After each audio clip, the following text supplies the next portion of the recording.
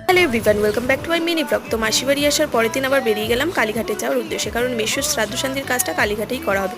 মাসিদের বাড়ির সামনে বৃষ্টির কারণে প্রচুর জল জমে যায়, ওই কারণেই আর কি বাড়িতে কাজ করা হচ্ছে না, খুব প্রবলেম হয়েছে তো বাড়িতে কাজ করলে। তো আমরা বাড়িতে যে কজন ছিলাম সে কজন দুটো ওলা বুক করে আমরা চলে যাচ্ছি কালীঘাটে।